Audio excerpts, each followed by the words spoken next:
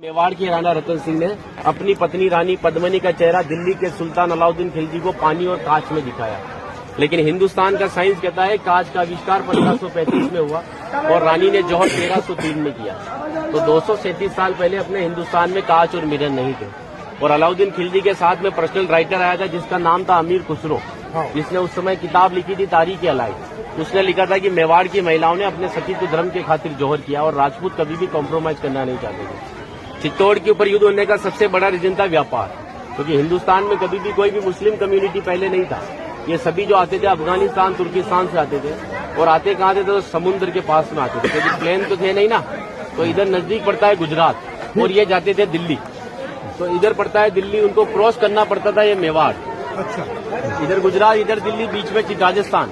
तो इसको क्रॉस करना पड़ता था ये मेवाड़। तो यहाँ के राजपूत उनसे टैक्स वसूलते थे। तो वो समय था 1299 का, जब अलाउद्दीन खिलजी पूरे हिंदुस्तान पर इस्लामी शासन चाहता था। गुजरात से जब दिल्ली की ओर रवाना हुआ तो यहाँ पर राणा रतन सिंह के पिता थे रावल समर सिंह। उन्होंने दिल्ली जाने से पहले उससे टैक्स लिया और टैक्स लेने के बाद में जब अलाउद्दीन दिल्ली पहुंचा तो मेवाड़ से नाराज कि मुझे दिल्ली में शासन करने के बाद में हर बार मुझे मेवाड़ को टैक्स देना पड़ेगा, इससे अच्छा है मैं मेवाड़ को जीत लूं। तो दिल्ली से वो 1.5 लाख सेना को लेकर मेवाड़ की तरफ बढ़ा।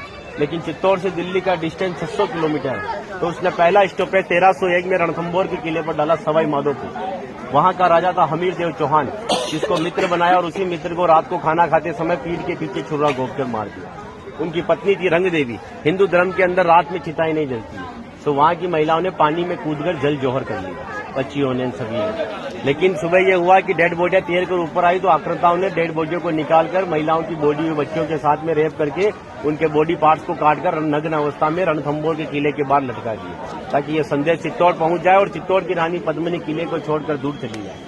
1303 में जब अलाउद्दीन चित्तौड़ पहुंचा तो किले के ऊपर आने के लिए उसको 7 गेट क्रॉस करना था, तो इम्पॉसिबल था।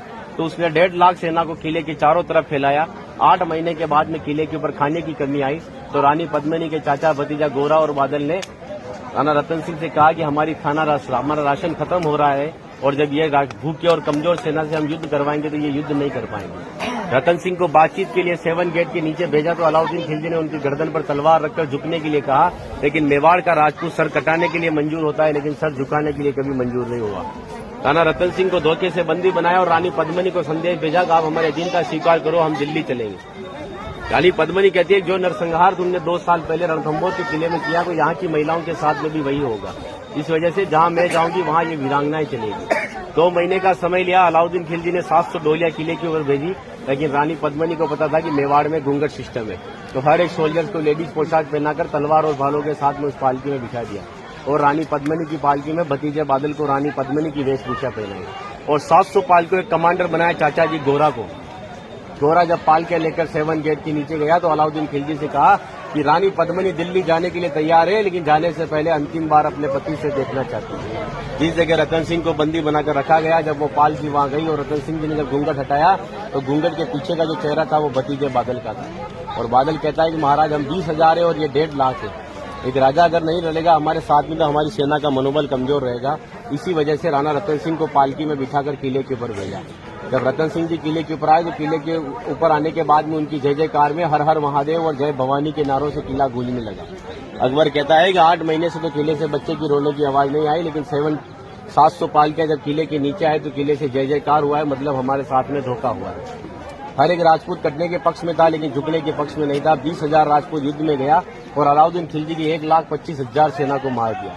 बचे हुए दुश्मन जब किले के ऊपर आए तो महिलाओं ने अपने सतीत्व धर्म के खातिर हिंदुस्तान का सबसे पहला और बड़ा जौहर 16,000 महिलाओं के साथ में जिंदा आग में जलकर किया। जहां पर भी रानी पद्मिनी के महल में कांच लगाए गए थे, वो कांच लगाए थे पंडित जवाहरलाल नेहरू ने, क्योंकि एक पद्मावत पिक्चर के एक राइटर मलिक मोहम्मद जायसी की किताब को प्रमोट करने के लिए जवाहरलाल नेहरू जी ने उस किताब को आगे बढ़वा दिया, फिर रानी को आईने में दिखाया।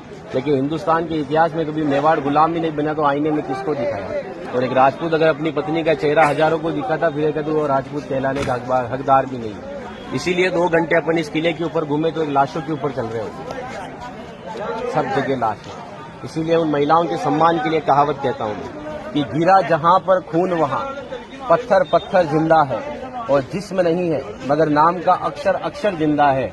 और जीवन की यह अमर कहानी अक्षर अक्षर गढ़ लेना और शौर्य कभी सो जाए तो महाराणा प्रताप और शिवाजी को पढ़ लेना।